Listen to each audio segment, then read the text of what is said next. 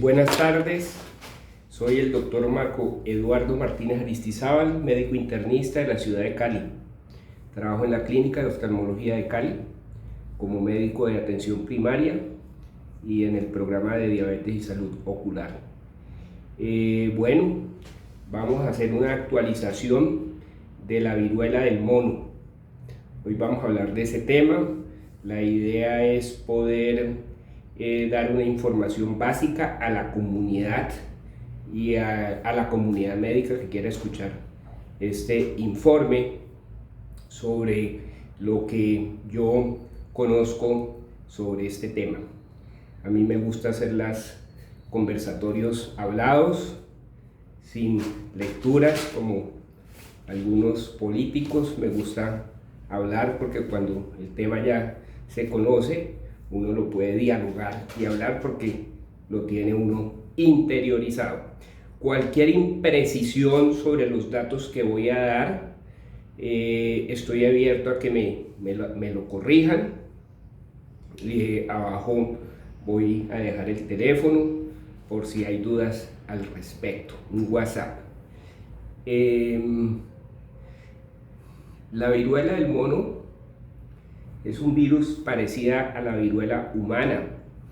Este virus, eso sí lo voy a leer porque es que no me puedo, porque las cosas en medicina son tan raros los nombres. Orthopox virus. Entonces, les decía que la viruela humana, que se erradicó a finales de los 70s, 1980 ya se dictaminó que estaba erradicada en el planeta. Los rusos y los americanos dejaron reserva de vacunas. Ustedes entenderán que hay pues el tema de bioterrorismo y ellos dejaron su arsenal de vacunas. Realmente la viruela se erradicó y así quedó. Pero resulta que la viruela del mono, que es similar a la humana pero menos grave, digámoslo de alguna manera, en 1956 se detectó la viruela del mono como tal. En 1960 se encontró el primer caso de viruela en Copenhague. No, estoy mal. En 1970 se encontró el primer caso humano en Copenhague, 1970, de viruela del mono en un humano, en un bebé de 9 meses en Copenhague, Dinamarca. Y en esa época, entre 1970 y 1971, se encontraron varios casos en África de Oeste, West África y Central África. Estos países son básicamente Congo, Nigeria, Sierra Leona. Si ven en el mapa, es una área entre África Central hacia el West o Oeste. Se identificaron algunos casos pues, de viruelas de mono que se manifestaban en humanos, esto pasó, la viruela humana se erradicó y por allá en el 2000, a principios del 2000, se describieron unos poquitos casos en los Estados Unidos. Resulta que unos perritos que se vendían como mascotas contaminaron a unos humanos, y resulta que esos perritos se contaminaron por unos roedores así parecidos como unas ardillas, unos roedores que venían del África. Los trajeron y contaminaron a esos perritos con la viruela del mono, y esos perritos contaminaron a unos humanos. Eso no trascendió, fueron 3 o 4 o 5 casos y pasó desapercibido a principios del 2000. Pero más o menos después del 2017 comenzaron a aparecer casos de viruela del mono en África Central y en África del Oeste.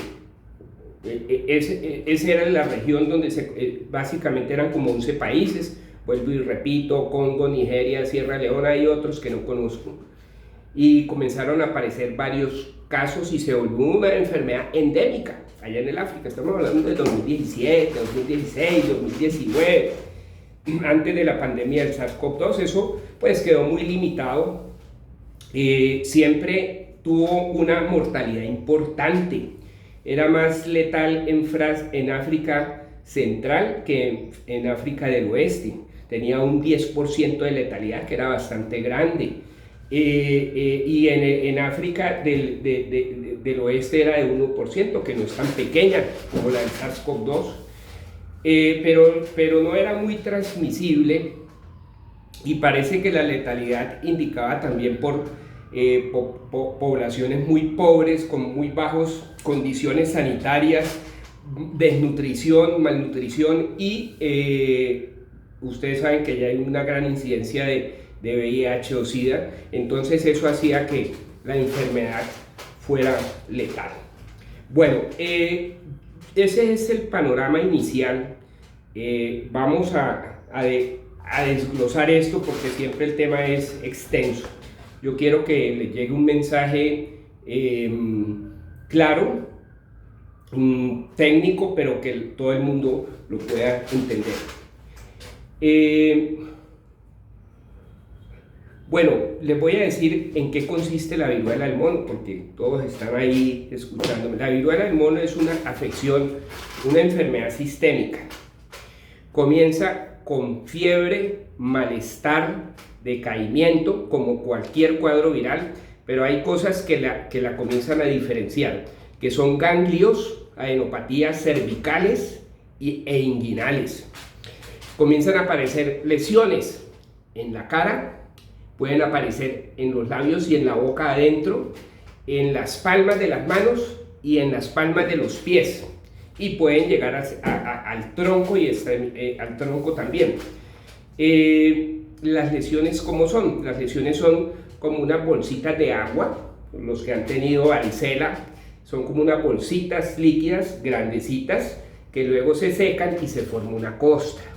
Ese proceso de que se formen las bolsitas de agua, no tan chiquitas, más bien grandes, por ahí de 1 centímetro o 5 milímetros, a que se formen las costras y se desaparezca, desafortunadamente es prolongado, puede durar entre 3 a 6 semanas.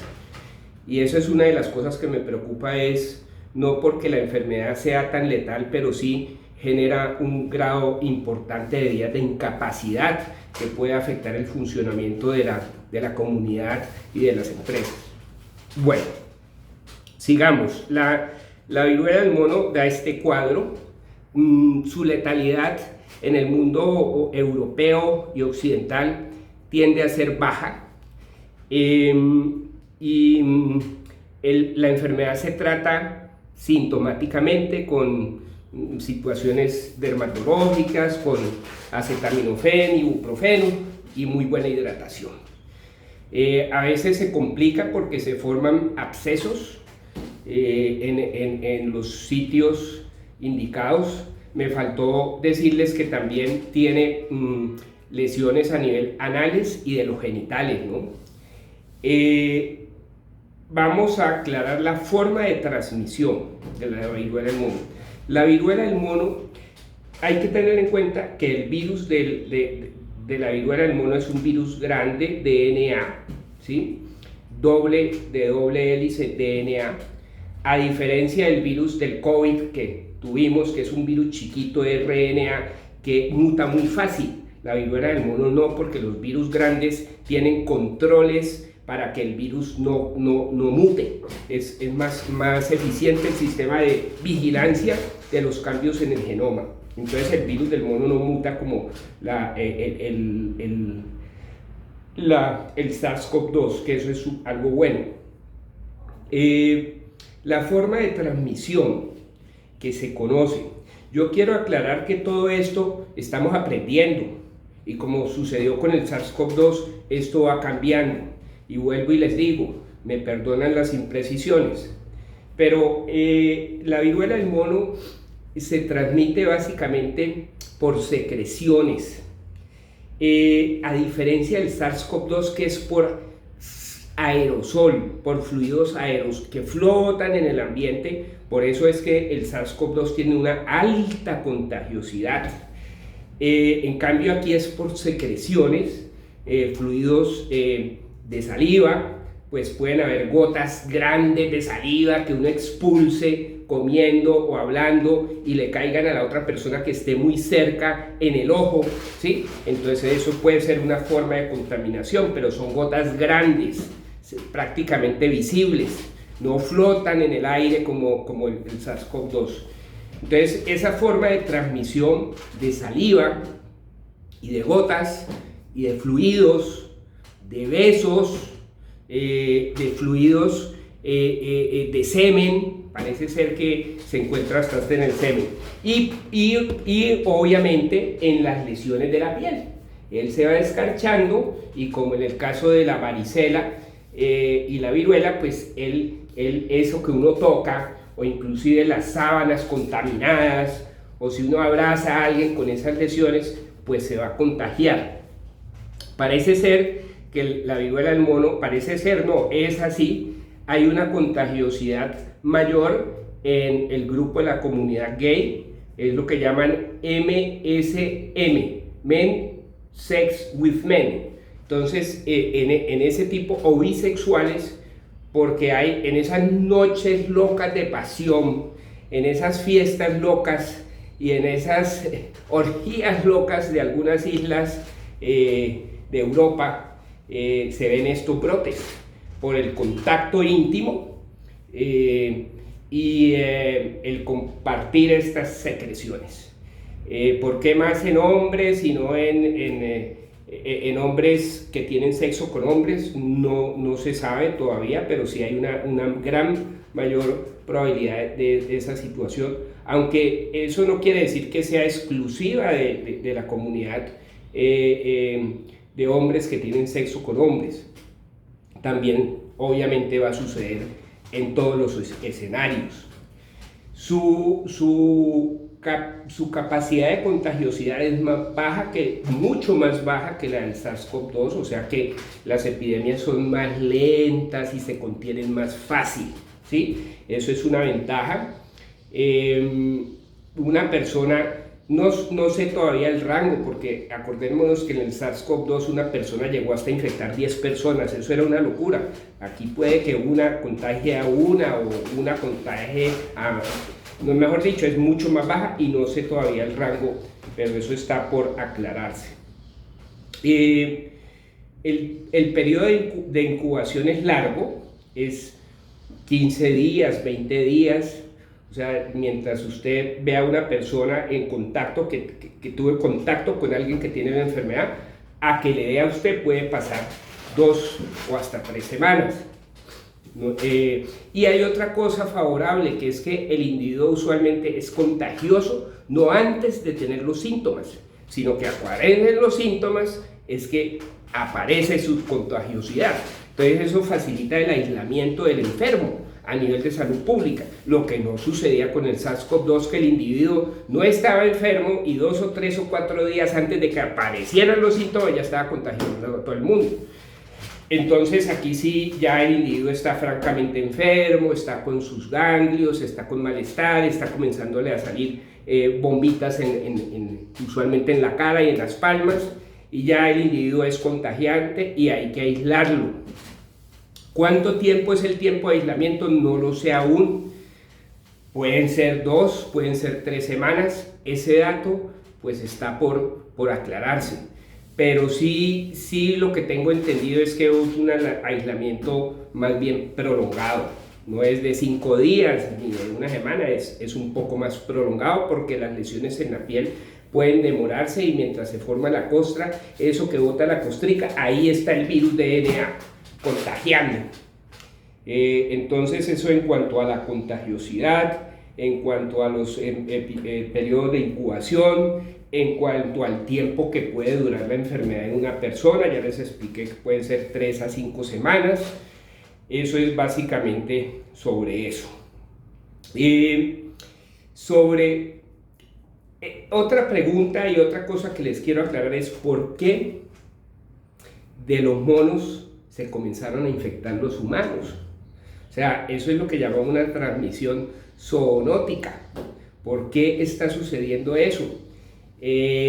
¿Por qué comenzó a suceder eso si la humanidad lleva muchos siglos conviviendo con los monos? Entonces aquí sí parece pues que el tema ecológico, de la deforestación, de que los monos se humanizaron ciertos animales o ciertas especies salvajes y muchas veces conviven en los ámbitos, en las casas, en los hoteles. Los monos andan por ahí porque ya no tienen árboles donde estar y donde hacer como su core. Ellos deberían tener, o anteriormente tenían su selva y ese era su hábitat y ellos no salían de allá, no necesitaban salir de allá para alimentarse porque allá lo tenían todo. Pero como ya se ha roto esa barrera y se ha deforestado y se ha acabado ciertos alimentos en la selva, pues los monos se vuelven muchas veces monos de la ciudad o están muy cerca. Entonces el modo de transmisión básicamente no es tanto porque haya un virus que haya mutado como sucedió en el SARS-CoV-2, sino que simplemente fue por esta situación ecológica que el virus pasó por contacto más íntimo y más cercano al humano, y así se comenzaron a contagiar de la viruela del mono los humanos en el centro de África y en West África. Acuérdense, Nigeria, Sierra Leona y Congo, básicamente, y hay otros países por ahí. Entonces, ese es por qué pasó del mono, por qué pasó al humano. Y del humano ya llegó la cadena que comenzó en el 2000, no me acuerdo, 2017, algo así, o 18, se registraron en el Reino Unido como 4 casos de viruela del mono que eran personas que venían de Nigeria. Ese fue como el primer aviso y la gran alarma. Eso no trascendió. Bueno, en este momento ya la viruela del mono pues está en varios países. Creo, no estoy muy al tanto de la situación en Colombia porque tengo que estudiar más. Ya hay algunos casos en nuestro país. Me van a preguntar cuál es el tratamiento para la viruela del mono y si hay una vacuna. Esa es una pregunta que las respuestas apenas están apareciendo.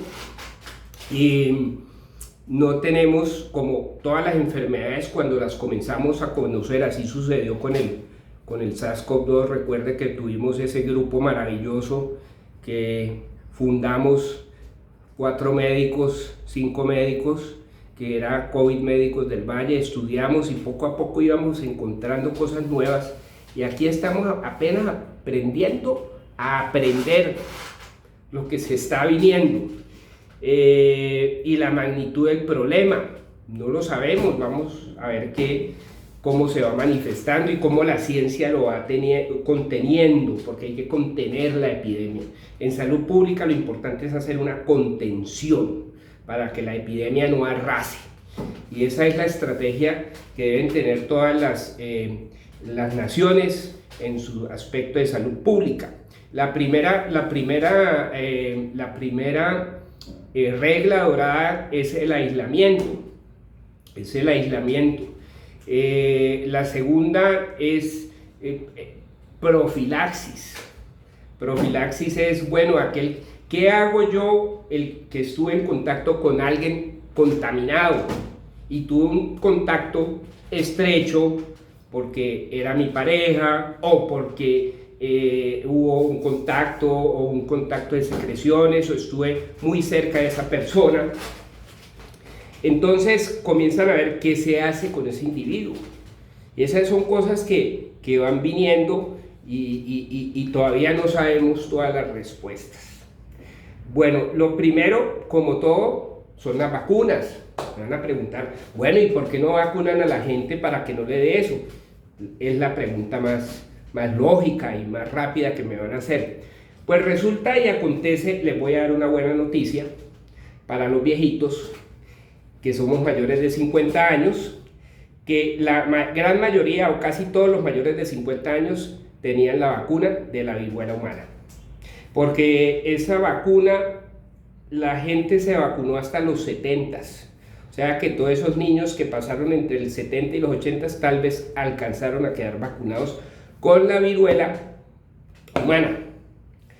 Y esos que estamos vacunados y que tenemos la cicatriz aquí porque esa era una vacuna chuzada. Yo me acuerdo, mi padre era pediatra y él me llevó a vacunar y eso era con unos chuzitos así y se formaba la costrica porque era un virus vivo atenuado. Entonces se le formaba. Esas personas que tenemos esa vacuna, tenemos una buena inmunidad contra la viruela del mono, por ahí de un 70%. Ahora, si son ya muy viejitos, pues ya su sistema inmunológico ha bajado. Si tienen alguna enfermedad inmunológica, su sistema inmunológico ha bajado y de pronto han perdido la inmunidad de la viruela del mono. Por eso se ha encontrado que las personas que más se enferman son entre los 18 y los 40 años, porque esos no tienen la vacuna. Parece ser una razón, ¿no? Pero no necesariamente. Entonces, la buena noticia es que los que estamos vacunados contra la viruela humana tenemos un grado de inmunidad. Entonces me van a preguntar, ¿y por qué no volvemos a vacunar a todo el mundo con la viruela humana? Un momentico, resulta que esa vacuna quedó almacenada. En Estados Unidos tienen dos versiones. Ahorita no me acuerdo de los nombres de las versiones de las vacunas, no los apunté, pero hay dos versiones de la vacuna. En Estados Unidos, digamos que hay una versión de un virus vivo atenuado. No es un virus inactivo, es un virus vivo atenuado, muy atenuado. Esa es la primera versión. Es la más benévola de las dos vacunas. Y esa vacuna es contra el virus de la viruela humana. Y el segundo virus es un virus atenuado, pero que tiene capacidad de replicación. Y ahí está el venenito, porque resulta que esa segunda vacuna, lástima que no tengo el nombre aquí y no lo apunté y lo tengo en la tablet que me está filmando. Pero esa segunda versión de la vacuna, y lo digo porque yo no sé, nuestros servicios de salud pública en Colombia, no lo he investigado todavía, qué versión de la vacuna está trayendo a Colombia, cuándo llegó, no sé cuáles son los criterios de vacunación, pero les voy a dar unos tips. La primera vacuna, que es un virus atenuado, es más segura.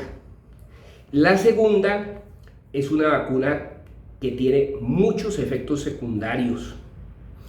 Esa segunda versión de la vacuna, que también es un virus atenuado pero que puede replicar, tiene el problema de que puede generar una reacción inflamatoria bastante severa en la piel, algo así como un eczema que se puede generalizar.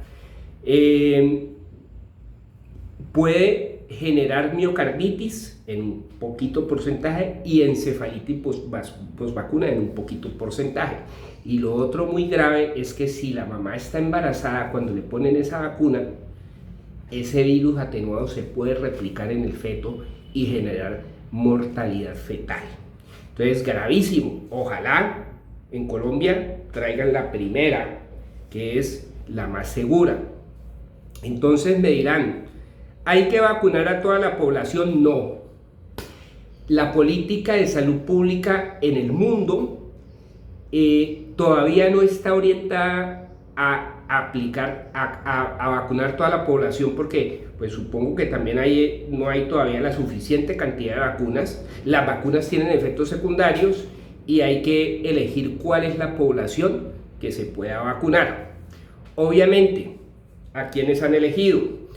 A las personas que están en investigación y manipulan estos virus, a las personas de laboratorio que toman las muestras de los pacientes enfermos, a las personas de salud que están atendiendo este tipo de pacientes. Esas son unas indicaciones para la vacuna de la viruela humana, que protege con la viruela del mono. Hago esta aclaración. Y hay otro grupo de personas, esas personas que estuvieron en contacto con una persona enferma, en esos primeros 4 días, después de tener contacto, se benefician de ser vacunadas con la primera dosis. Porque esa vacuna tiene 2 dosis, la primera que les dije, no la segunda que es más nociva. La primera tiene 2 dosis, una y a los 28 días otra.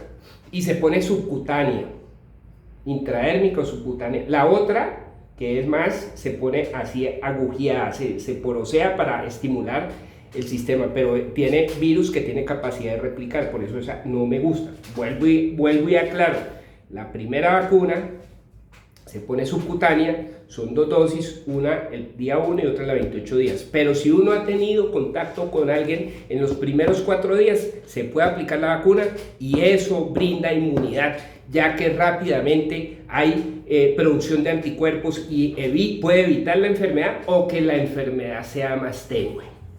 Entonces esa es una estrategia de vacunación que se tiene muy interesante, es decir, a aquellos que estuvieron en contacto, es decir, si su esposo, sus hijos, la empleada que trabaja con ustedes o cualquiera de sus allegados que viven cerca tienen el virus, ya se detectó, entonces hay que ir a un centro de vacunación a ponerse la vacuna.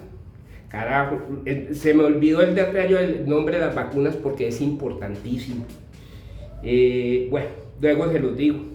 Me lo mandan la preguntita por YouTube, yo se las respondo. Hay otra vacuna que es de virus vivo. Esa no se está utilizando, realmente es europea, es una vacuna Pasteur de virus vivo y ahí la tienen en caso de que falte la otra vacuna y haya una epidemia severa, la tienen para uso de emergencia que llamamos. En cuanto a medicamentos, me van a decir, bueno, ¿y por qué a uno no, si a uno le da herpes zóster y le dan aciclovir, por qué a mí no me dan algo así para esto, que esto es como parecido? Sí, existen, resulta que usted sabe que los americanos ellos son con esa situación del bioterrorismo, ellos están en la jugada. Ellos ya tienen en este momento 2 medicamentos que los han investigado hace mucho tiempo, pero los han investigado en ratas y en animales, eso falta investigación, pero los tienen en caso de que hubiera alguien que les tirara la viruela humana que ya desapareció del planeta de los Estados Unidos. Eso nunca ha sucedido, pero ellos tenían sus antivirales ahí camuflados. Le voy a decir los nombres, porque eso sí los apunté. Se llama Tecoviramat, Brincidofovir y Cidofovir. Nombres, todas las cosas en farmacología son así, nombres raros. Yo ahorita es la primera vez que los escucho, ya luego me lo aprenderé. Yo no conozco que esos medicamentos estén circulando en Colombia, no conozco los laboratorios.